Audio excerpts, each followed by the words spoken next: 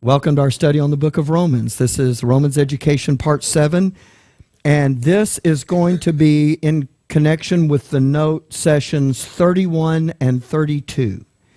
So let's take a look at the verses that we're looking at. In fact, the verse that we've been looking at for quite a while now, Romans chapter 13 and verse 12, where it says, "The night is far spent, the day is at hand. Let us therefore cast off the works of darkness, and let us put on the armor of light." Now, there's something that I want to say right at the outset of this that'll kind of get us all going in the same direction. And we left off on something really good, but I need to make sure that because of that, we don't, in our excitement over that, we don't lose track of what it is that's going on here. The first part of this verse, "The night is far spent, the day is at hand," you already realize is the godly thinking portion of this. Now, this is where this is going to come in, this form of doctrine. In other words, there is a, and I've talked about this phrase, there is a pattern of edification. All right? And when I say there's a pattern, it means there's a sequence that you can observe and identify and see repeated over and over. And that's what the form is. It's a form of doctrine. And that form is the pattern. In other words, you understand, if you pour concrete, those of you that have poured concrete know that you just don't go spill it on the ground. You put up forms. And they provide the borders for the concrete that allow it to go into the places it's supposed to go and keep it out of that which it's not. That's the forms. It follows the forms. And when that concrete hardens, you take the forms up and you go, oh, look, I got this little curved sidewalk here. Well, that's also the way it is with a pattern. So I don't act like I only know about men pouring concrete. Let me show you my gentler side. For you ladies that sew. Then I don't know how you do it now, but in the old days, my mom would go and get a pattern. And then she'd cut out material according to that pattern and stitch it together so that it matched, everything went together. Well, there's another, and we're going to look at these verses in just a moment, but the Bible uses another way to talk about that, and it is the form of sound words. All of this, the pattern, look, the pattern is the godly thinking, the godly living, and the godly labor. That's the pattern. And when you get taught something, you're taught according to that pattern. And it's meant to edify you this way, that your Father teaches you to think about a particular doctrine or a form of doctrine. In other words, there's lots of different doctrines, but even within a doctrine, there are component parts to it, so to speak. So he teaches you to think about a particular form of doctrine in a certain way. That thinking now is supposed to guide our conduct and behavior. That's the living. And then once we have those down, we're now qualified for him to reveal to us a specific operation that he is involved in, that he wants us to labor with him in, and then he will tell us what that is, and we can put what we have, this godly thinking, this godly living, now we can actually focus that into a particular operation, and that is our godly labor. Everybody gets that, right? Okay, so you got to remember that what you're looking at here is the godly thinking portion of this form of doctrine, and we are eventually going to labor with our Father in his operation against the adversary and his policies of evil. But in order to do that, we've got to get this godly thinking down in our mind. And so all the things that we've been talking about, and I mean, you could talk about, and I don't have the timeline up here, but you could talk about the increasing darkness of Satan's night that has been going on since time past. And we saw back in Genesis 17 when it actually changed from being a day status to a night status, that when they got off the ark, men knew God, but there came a point when they worshiped and served the creature more than the Creator. And when they did that, that created an imbalance now that there was more darkness than light. Satan doesn't stop there, and you know that. There's an increasing darkness to his night. And he's creating untruths. That's the darkness. Untruths that are more desirable and more pleasing and more enjoyable than the truth. And he means for those things of darkness to replace the light of the truth. And he designs it that way. Now, you know that. And not just that, but you also realize that over there at the stoning of Stephen, that remember back in Acts 4, Peter is quoting from Psalm 2, and he talks about, why do the heathen rage and the people imagine a vain thing? The kings of the earth have set themselves, and the rulers take counsel together, saying, let us, against the Lord and against his anointed, saying, let us break their bands asunder and cast their cords from us. And you realize that in Acts, Peter is saying this is the very thing that is happening now. They've rejected the Father, they've rejected the Son, and now under the witness and the testimony of the Spirit, the message that Jesus of Nazareth is the Christ is once again being rejected. And he's quoting over there at Psalm 2 saying, yeah, you know what? These Pontius Pilate and the Gentiles and the nation of Israel have come together to say we don't want God anymore. And at that rejection, you realize that Satan had now done everything he needed to do in order to qualify or to play by the rules to bring about his king in. And really, when you think about it, that's really what he's after. Let's reject God's anointed and let's bring in Satan's. And so he got the world to that point. And you know that. And there's a whole host of things. I was kind of looking at my notes here. But you understand that on the cross, there were some things that Jesus provided for that Satan knew nothing about. And one of those things was that God was, for lack of a better word, purchasing through the death of his Son. By the way, we are purchased possessions, are we not?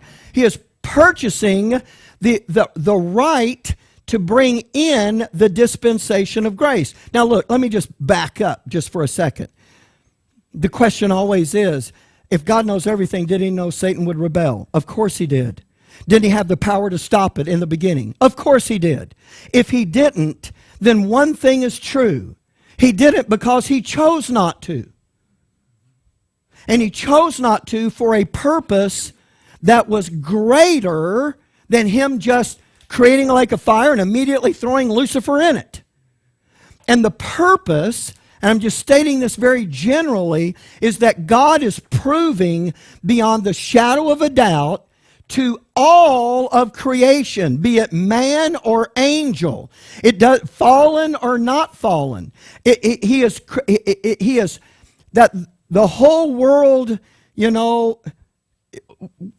every mouth will be shut concerning the issue of who is the rightful possessor of heaven and earth, who is the only wise God, who is the only one truly qualified to be the ruler of heaven and earth. That's the issue. And so God is now saying to Satan, you know what? Do your best and we will see who is the rightful possessor of heaven and earth. Because if it's just a matter of power, folks, it could be over today. It would have been over eons ago. God wasn't hampered back then. And by the way, would God have been unrighteous to have immediately stopped Satan and thrown him in the lake of fire? The answer is no. He wouldn't have been unrighteous. But he is doing this so that in eternity there will never be able to be made. Listen, even by Satan, he will not be able to make the accusation that the only reason God is the ruler of heaven and earth is because he can whip everybody. God is going to prove that he is the only one qualified and the only one wise enough and the only deserving one to be the possessor of heaven and earth. That is behind everything that's going on. And so when he interrupts that program with Israel, you know that because of something that he had done through his son on the cross, he also was able to bring in this dispensation of Gentile grace without either Israel or Satan crying foul. Because, and by the way, these objections are going to be made. This objection, Paul's going to answer this objection for Israel. In fact, he's going to say it this way because Israel's going to say, oh, wait a minute, God promised to deal with us this way. But he didn't do that. Now he's doing this thing with Gentiles. And Paul's going to ask this question, is there therefore unrighteousness with God because he did this? And Paul's going to say, there's no unrighteousness because God did something in the past that actually he said that he was reserving the right to do this. This is something he pulled out at the last minute and just decided, oh, wait a minute, before you bring your Christ into the world, wait a minute, time out, I'm going to do something. And Satan's not able to look at that and go, where did that come from? He knows perfectly well now where it came from. And he understands that God provided for that before he was able to provide for bringing his Christ in. And so because of that, he understands God's not changing the rules or cheating. He is doing exactly what he is requiring Satan to do. He is making provision for by the way, God does that with everything. If men are sinners, God doesn't just come along and go, well, you know what? I know men are sinners, but I'm just going to sweep it under the rug. Or, you know what? I'm just going to smile and act like it doesn't matter. If you're going to forgive sin, something has to be done. What? There has to be a sacrifice for that, a payment for that, doesn't it? Someone has to bear the cost. Did that happen in God's plan? Yeah, see, he's not just doing things willy-nilly because he's God. He is doing it to prove, I can do this, I hate to say it this way because it's his book, but I can do it by the book, I can follow the numbers, and this thing is going to work. I don't have to fudge it, I don't have to take an unfair advantage. I can play by the same rules I require you, Satan, to play by, and I can still win. And this is what this is. Everybody's got this idea, right? And so what I'm trying to show you is because when we talk about a reconciled world, is that Dr. Pepper? Oh, it's lemonade, though. That's just as good. Thank you, Anita. Oh, boy, that's good. I might need another. Okay. These are, okay, where was I? This interruption wasn't just in Israel's program, but because the world changed its standing, its position before God. Satan had brought it in rejecting the members of the Godhead to a point of no return. It was going to be now irreversibly at odds with God. It was going to be his enemy. And there was nothing that was going to be done to change that. And now God is obligated to pour out his wrath on the world. But he made a provision in his Son to be able to do something that he talked about all the way back in the book of Deuteronomy. And he was able now, and I'm not talking about back because it wasn't perceived like that back there. God said something back there that no one understood that he was talking about anything. What he did is he said something back there that said, I reserve the right to deal with Israel differently. There is no unrighteousness with God because he set her program aside and brought in a dispensation of Gentile grace. And Paul's going to answer that thing. But he's saying there's no unrighteousness with God. He actually not only said he's reserving that right, but he provided to do that in the death of his Son. So I'm just trying to show you. Okay, I can tell this voice is not going to do it. I'm trying to show you. Can I calm down? That all of this is following a plan of wisdom of our Heavenly Father. And it's meant to be perceived that way. Now, all these things that we've just talked about, and it was more of a review than I meant for it to be, all of those things are packed into the godly thinking of the night is far spent. And what is that supposed to do? Oh, let me just show you. I'm going to give me this next verse, Trent, because I kind of got, oh, no, back, go, no. Oh, what in the world was that? Don't even, hey, whoa, stop, whoa. Don't even talk about that yet. Please, the jury will disregard that last PowerPoint slide. Wow. He just did what I asked him to do, right?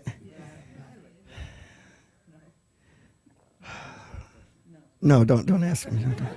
Okay.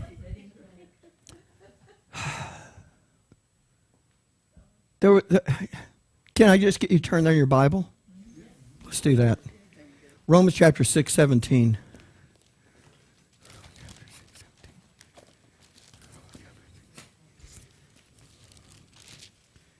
Romans chapter 6:17. When you get to Romans 6, put your finger there and turn to 2 Timothy 1. We're going to look at both of these. Romans chapter 6 and 2 Timothy 1. Romans 6:17. But God be thanked that ye were the servants of sin, but ye have obeyed from the heart that form of doctrine which was delivered you. Do you see that? I'm just trying to show you this particular phrase that we've been talking about here. Now, 2 Timothy chapter 1, and look with me in verse 13. Hold fast the form of sound words which thou hast heard of me in faith and love which is in Christ Jesus. Here's the second phrase, the form of sound. By the way, you understand that the form of doctrine is the form of sound words. Okay, that's what the doctrine is. So it is this doctrine that works in us to conform us to the image of His Son. It's this doctrine. So all of these things, that the background that I gave you to the night is far spent, all of that is meant to produce something in you. And this godly thinking is, first of all, it is supposed to produce a certain attitude in us toward the world. So look, let me just ask you, when you see Satan working to produce the world of the ungodly, and you see the darkness of his night increasing, and you see that his untruths are replacing the light of the truth, how does that make you feel? Very angry. Okay, Ron says very angry. It is upsetting, isn't it? Disappointing for the people who's tricky. Yeah, it's scary. It's disappointing for the people that are being deceived by that. And your attitude toward the world now, in view of all of that, what is our attitude toward the world? And I'm not just looking for one right answer. I'm just saying, how does that impact our attitude toward the world? We should be willing to give a testimony of the truth of the life to those people. Okay, Ron, I'm repeating it because the microphone. You're saying, well, we should be willing to give a testimony to the light of the truth for those people who are in darkness. And that's what being an ambassador is all about. And that's true, but how do we feel about the world, though, at large? How do we hate it. We hate it, right? We're skeptical. Now, do we love, let me say it like this. In Monahan, someone said it like this. We're real angry about the evil and iniquity in it, but we have compassion because we want folks to come to Christ. That would kind of sum it up, wouldn't it? Okay, because I know that all of that's going on in our mind. But you understand, it is a love that we want people to be saved, but at the same time, the evil and iniquity that is going on in this world, that is making it the world of the ungodly, that brought it to a place where it was irreversibly God's enemy, it makes us look at that and kind of say, you know what? If they're your enemy, they're my enemy. Remember that, and we saw that kind of issue. Now, here's the second thing that we need to look at, and that is our attitude toward Satan and his activities. Because knowing what he has done and knowing what he is continuing to do makes us feel a certain way about that. And how do we feel about that? All right? Francis says hatred for that. We should abhor that. It should alarm us. Remember, I talked about that. I showed that note, that firebomb note on the screen, and I talked about the fortune cookie. We don't look at that like, oh well, Satan's doing stuff in the world. You know, what's for supper? This is what's going on in this world is atrocious. And it has demanded that God pour his wrath out. But because of the provision made by his Son on the cross, he is able to bring in a dispensation of grace and now deal with men in a whole different standing and give every man an opportunity to be reconciled to him. Listen, if he had not made that provision, that could never happen. He wouldn't have even wanted it. You know what? If he hadn't made that provision, he would have just poured his wrath out on them. And what we're doing here wouldn't have been made possible. But because God was in Christ reconciling the world into, and again, don't think of that word reconciled as saved. Reconciled is the standing the world has been put in, and they'll have an opportunity to respond positively or negatively to that. And then they'll be dealt with accordingly. But it's a different stand. And as soon as the blessed hope takes place and God is instantly going to change the position or the standing of the world before him back to where it was before he interrupted Israel's program. And you know what? Gentiles will immediately go back on the other side of the wall of partition. God will again begin dealing with Israel alone. At that moment of the blessed hope, listen, there are no saved people left on the planet. And if you're Satan, what are you wanting to do? You want to keep it that way. So you have to ask the question, where is the believing remnant going to come from? And you have to know that God is not going to do something by magic. I'm using that word to describe the fact that this isn't going to follow some process that God is going to do. It is going to follow a process. There has to be, you want to talk about how this is going to happen? All right, here we are. Because you know God's going to deal with the Hebrew people now. He's not going to be dealing with Gentiles. Gentiles don't even know what that's like. Because even the worst, most abominable Gentile on the earth today has an opportunity to be reconciled unto God. Now you get on the other side of this and the program changes, and here's what you do. The world is no longer in a position of being reconciled unto God. Now it's vessels of wrath fitted to destruction. Now that's what it is. And Satan now is able to bring in his man of sin. And every saved person is gone. How dark do you think the darkness can get now? You know, it's going to reach the maximum amount. And what Satan is looking to do is to eliminate the light of the truth in its most basic form, which is the light of God consciousness. Who is the true and living God? And he just needs to do that for a little while because, and we'll see the details of this today, hopefully, but when he gets out there and this program resumes, all he's got to do is wait when his man comes on the scene. Okay, look, I'm going to jump ahead for a little bit. The original land grant that was given, this is a Sea of Galilee, and here's the Dead Sea down here, and I know this thing has a little hiccup to it like this, and it goes up. But I'm not talking about this little portion that we talk about Israel. I'm talking about the whole land grant from down here of the river of Egypt up here to the river Euphrates. You're talking about this whole land grant.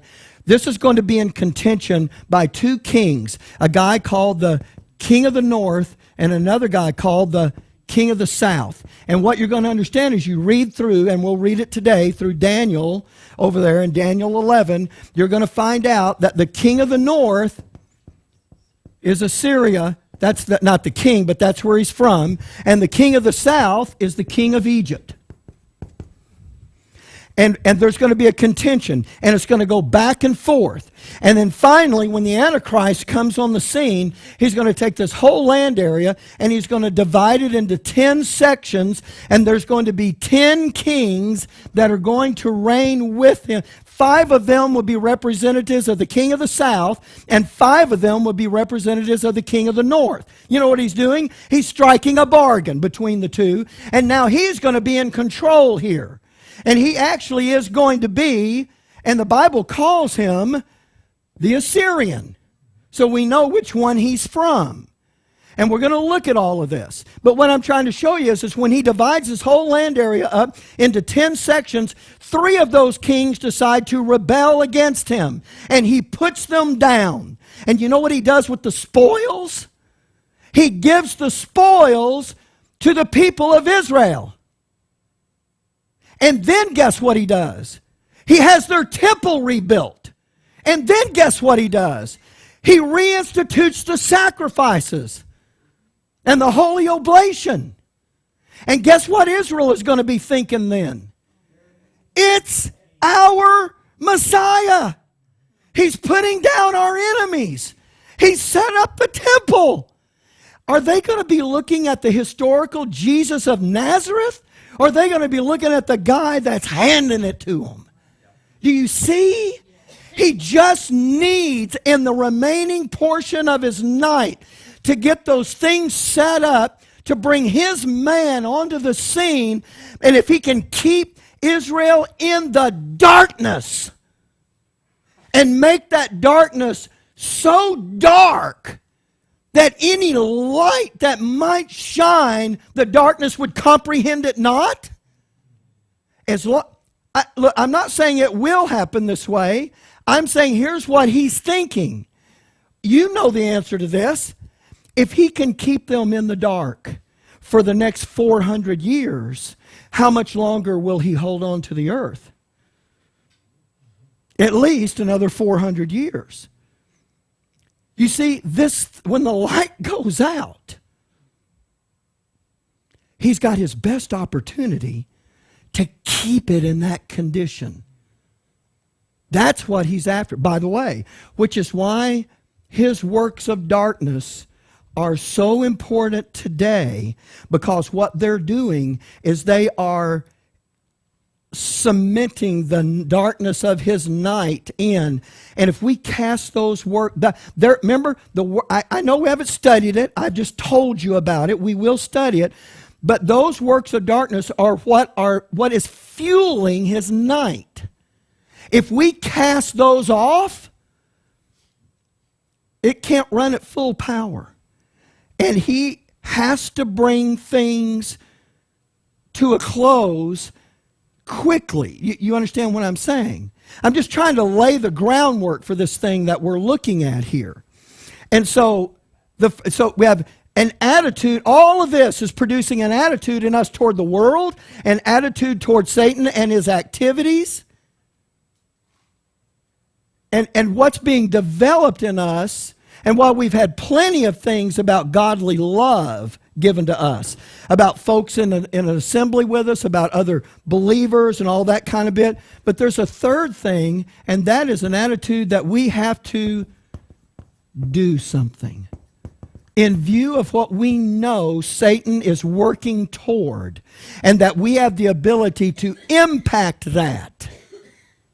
No, we won't be here at the resumption of Israel's program.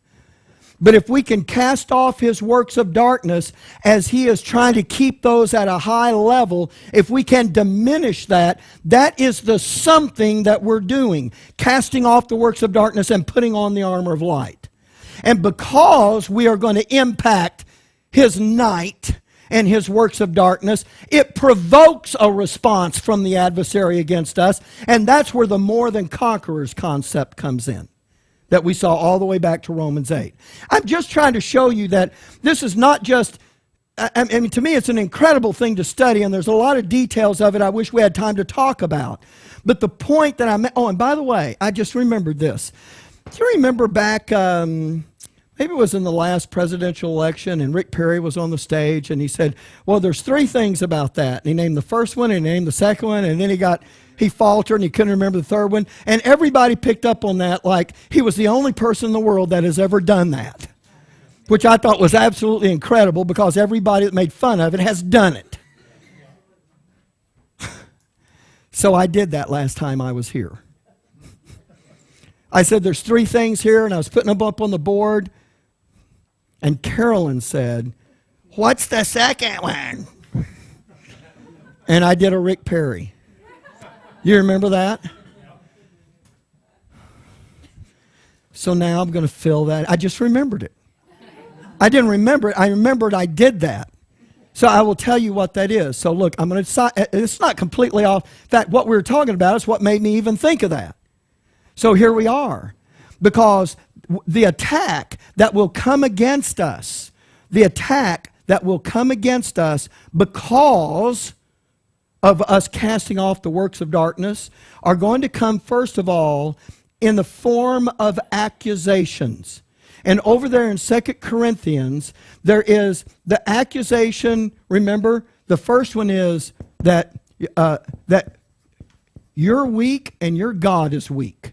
If you believe like Paul, if you believe God's not intervening in the physical circumstances, then you either serve a weak God or you're weak or something wrong with you. And by the way, the counterfeit doctrine that he is a lot more desirable to people than the one that he's not. Because being conformed to the image of his Son by the sufferings of this present time are not nearly as attractive as God's going to do a miracle. I'm just telling you. It's designed to be more attractive. The second thing was Paul's zeal. You're so zealous, Paul, that you know what? Nobody wants to be a part. You know what? You're out of balance. You've taken it too far. What is wrong with you? And as I got to this second one, and I said this, there was 3 things here that this was broken down into.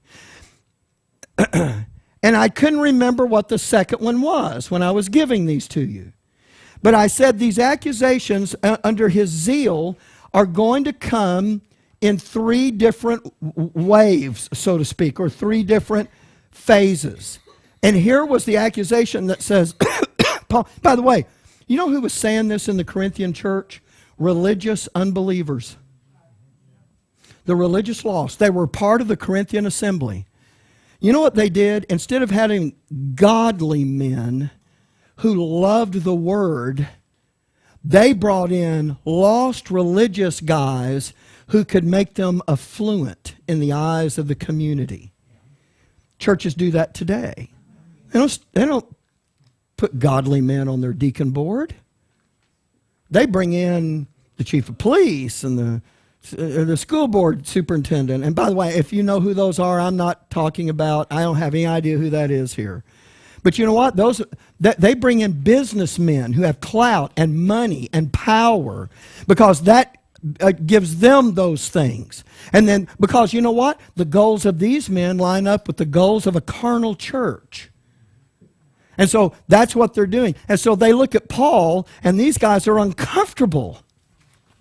Paul's zeal is out of balance.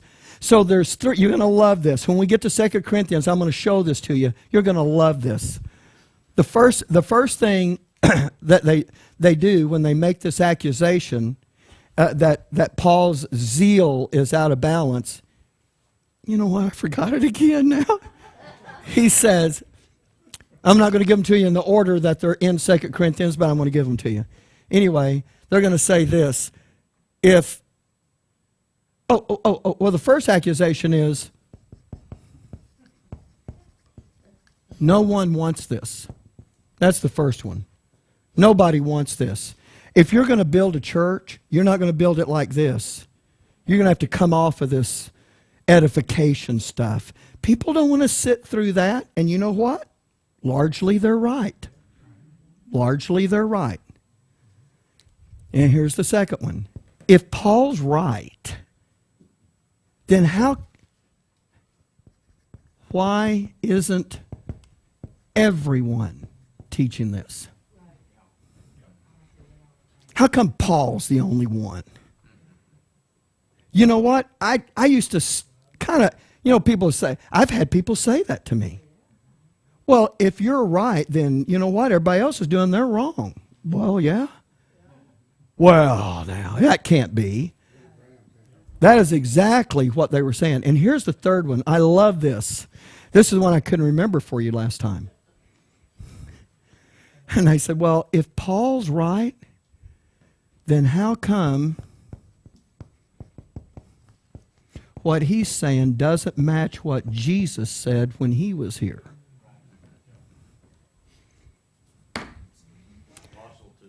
You know what? I looked at that and I thought, that book hasn't overlooked anything, has it? This is exactly how it happens today. You guys are way out of balance. Nobody wants to. We need to build a ministry here. We're not looking for godliness. We're looking for a big ministry. And if, by the way, if you guys are right, if that's what God's doing, how come everybody isn't preaching that? Well, I know why. Because the darkness is pervasive. The untruth, the darkness of untruth has replaced the light of the truth. I'm going to tell you the other part to that. People don't want that. They like the darkness. By the way, that's in the scripture. And men love darkness rather than light. And here's the last one. You guys, you know what? If that's true, we had people that used to come to this study that quit coming because they said, look, you know what? You guys, what you're teaching is not what Jesus taught. And you know their preacher told them that. And I thought, well, thank God you saw the difference, because that's the point I was trying to make.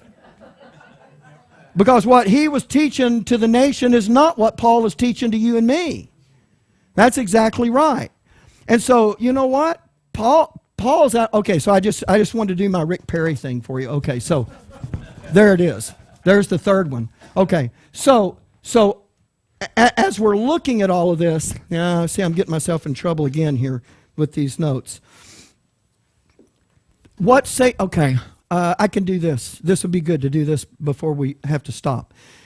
With all of this producing, all of this knowledge producing an attitude toward the world, an attitude toward Satan's activities, and the desire, the honest desire to do something about it. That's what the godly thinking, that's how you know when it's working. Now, I talked to somebody on the phone this week, and they were saying, what do you think about, and they were talking about all the things that are going on. There's a lot of things to talk about in the world, and they were talking about all this. And I said, look, I have to tell you something. I am aware of that. And look, I'm not oblivious to the fact that we can make decisions that put us in a more immediate danger than another decision. I'm not saying that. I'm not saying that there are better candidates and there are worse candidates. I'm not saying that. But what I'm saying is I have finally come to the point where I am looking at something beyond all of that all of that is just the indicator of. There is something bigger behind that someone is pushing, and it's more than a man pushes. This is part of Satan's night. And I said, I'm not just trying to put it off on a spiritual thing, but these verses compel me to look at it now this way. Now, the world would look at that and say, well, that's uninformed. But my Heavenly Father is looking and saying, unless you think about it the way I think about it, because He doesn't care about those other things. He understands what's moving behind the scenes. That all of this is just the indicators of. This is the fruit, not the root that we're looking at. And that's why any problems are going to be solved. We're going to have to go back to the root of those problems if they're going to be solved. But my point here is saying all of this, if it's really working, it's going to produce this in it. There's going to be a natural desire to want to cast off those works of darkness. But to do that, you know what we have to do? We have to be able to identify what they are. Because as I've already told you, every sinful act is not a work of darkness. These are specific things that have purpose behind them that are driving Satan's night. And that will happen without plenty of wrong things. You can solve plenty of wrong things in the world That's not going to slow his machine down any. So we have to be able to identify those works of darkness. We have to know how to cast them off. And then we have to also understand something about the armor of light. It's the first piece of armor you're going to put on, and we have to know specifically what that's doing. And we are going to get to that. But I'm saying, though, there should still be the beginning of this desire to say, I see what Satan has done in the world and what he's continuing to do and what he wants to do when it's over. And if I have an opportunity to impact that, I want to do something about it. That's what this is geared to do. And so, as I may have mentioned this to you last time, and I may not, but if I did, I have more detail to give you about it here. And so here, I'm going to revisit that here at the end of this session, because this ties in directly with what we're talking about. There is a generation that will come along, and it will have faith, and it will have a form that comes out of that faith. Did I talk to you about this? All right, I didn't. Some are saying yes, some are saying no. Okay, some of you are sleeping. It was in the notes. Okay, all right. So, and what I mean by the faith and the form of that faith is, because of your faith, certain things now become part of your behavior and thinking and practice. For instance, look at the room. For most of us, okay, because of who you are, because of your faith, you're not going to go out. There's a lot of things you're not going to go out and do that get done by people every day. Right? That's part of the form. But then after the generation that has that faith and the form, a generation will come along after that. Sometimes it's the next generation. It's individual, you understand. It happens in some families this way and other families that way. But another generation will come along and they'll say, we don't want the faith. We don't want God telling us what to do. We don't like being accountable. We don't want to think we're answerable to Him, and we don't like Him telling us what things are okay and what things are not okay. I want to be able to make my own decision, do what I want to do. So we're going to get rid of the faith, but we like the idea that people should not murder us. We like the idea that someone should not be able to come along and take our stuff. We like they like the form. They just don't like the faith.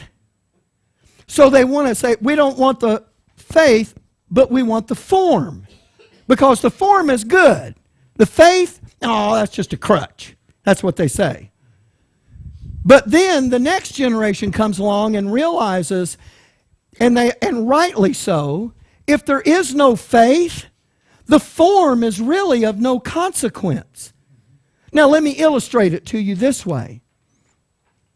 Would it be okay for us to drive up to Granbury, find somebody coming out of the Walmart, grab them, throw them in the car, drive them to Fort Worth, and have them put in the zoo so people can come and look at them? Okay. Carr says depends on who it was. Okay. Not going to argue with that. Okay. But, I mean, obviously the answer is, no, of course you can't do that. Why? Huh? Consequences. Okay. It's against the law. It's morally wrong. Why is it morally wrong? Why is it against the law? Why did anyone make that against the law? Why was that ever made a law? Okay, so you're saying because you recognize there is a difference between a man and an animal. There is a significant difference between a man and an animal. That's what you're recognizing. Because if you don't believe that, listen, if you're an evolutionist and man is only the next step from animals, there is no difference. So you now, at that point, you have to go one of two ways with how you think about things, your worldview. Either it is okay to lock all the animals up and look at them in a zoo, or you can lock none of the animals up in good conscience because they're all just animals. By the way, keep telling men that they're just animals, and pretty soon they will act like that. That will produce that. By the way, I'm going to read you the verses where Peter says, these are brute beasts. This is where the darkness takes men. They get degenerated and they sink into the depths of depravity. And depending on how much of that darkness is in them, some of them act in ways that are very despicable and abominable and vile and evil. And you know what? On their part, they don't even think about it that way anymore. All right, now my point is, in this, so someone looks at that and says, wait a minute, why is it wrong to put, why is it okay to put an animal in a zoo, but you can't put a man? If really there's no faith, all you've got is someone's idea. So now people go, well, look, we got to be consistent here. We either need to return to the faith, which gives the form substance, which gives weight and authority to the form, or we abandon them both. And now we just treat everybody like an animal. Now, for some, you know what they will do? They'll return to the faith and the form that stems from it, and then they'll go right back here, and the thing will start over again.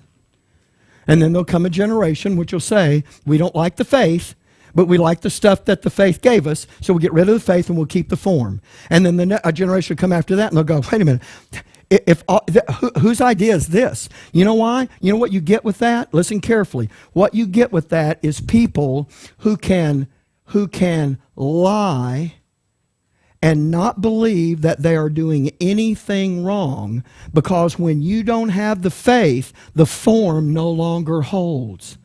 Now it's just a matter of, what do I think is the thing I ought to do? And that becomes right. Well, see, and there's the verses, aren't it? The world has been here before. And now we're getting here again. Even the basic light of the gospel of who God is, the true and living God. Let me show you. Let me just give you an example of when the light begins to be extinguished. When I was a kid, I was born in 1952. I can remember growing up. I've told you these stories before. When we left the house to go somewhere, we never locked our doors. In fact, the only reason we closed the wooden door was in case it rained. It wouldn't rain through the screen into the living room. We never locked the doors. When we went to get groceries, we parked in the parking lot and rolled our windows down and went in to the grocery store because it was hot. I can remember riding in cars that did not have air conditioning. And so when we came out, those grocery sacks, there was the paper sacks. Set those in the back seat, and if there was another store to stop at, we would drive to the other store, leave the windows down, and go into the other store. And when you came out, your groceries were still sitting in your back seat. Churches never locked their doors. You could get into a church 24/7. Now, did everybody understand the Bible? No. But here's what largely was true of America at large. The light of who the true and living God was knowable to them.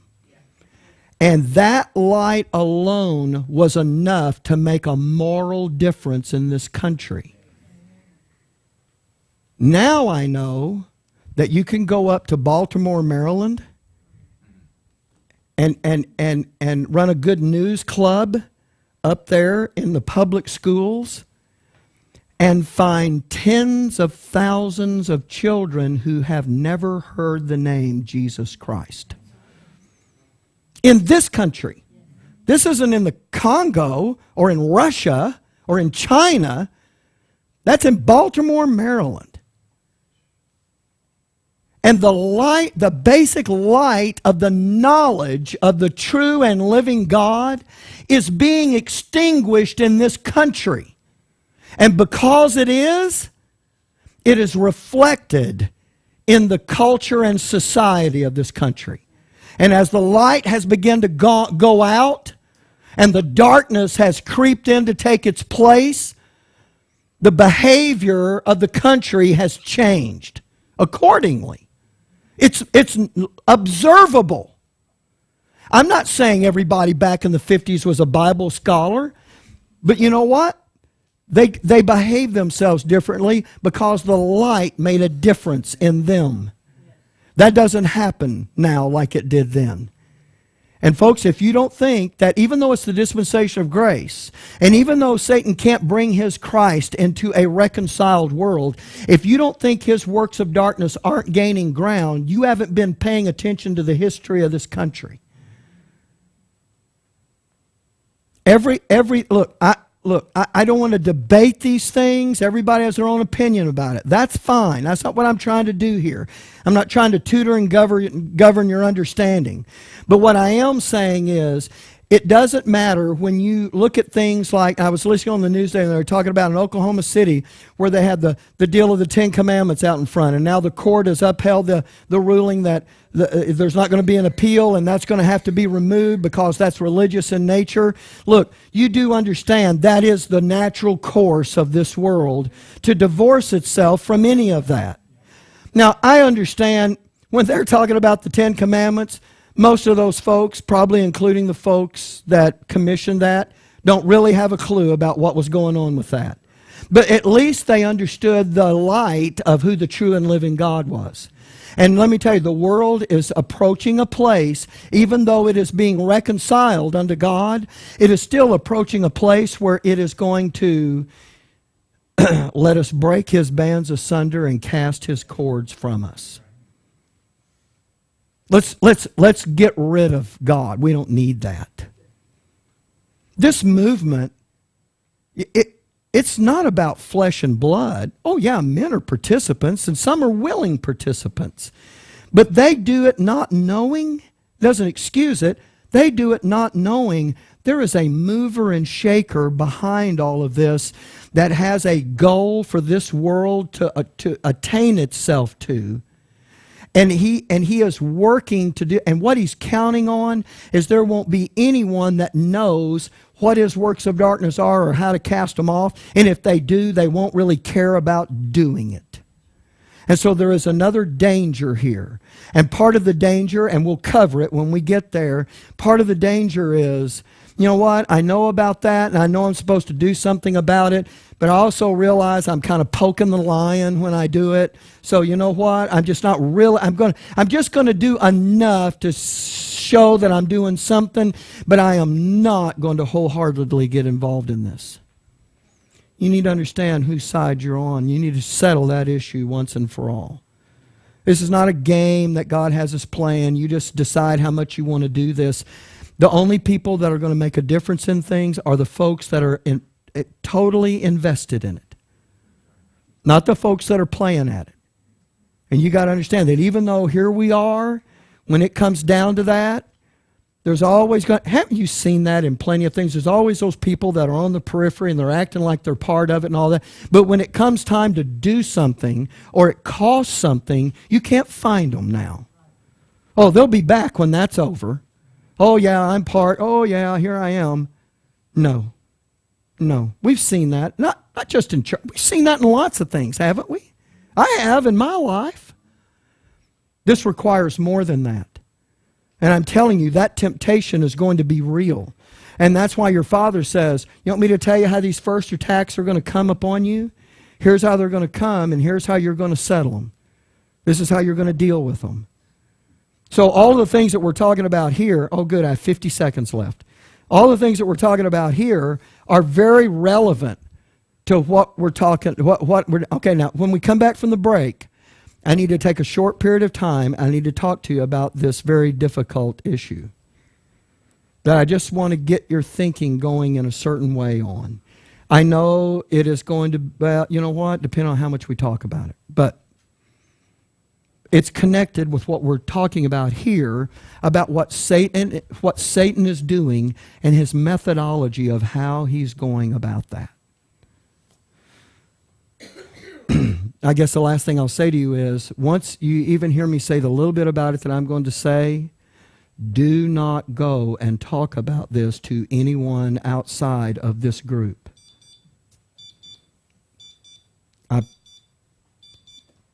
There will be no mercy for you.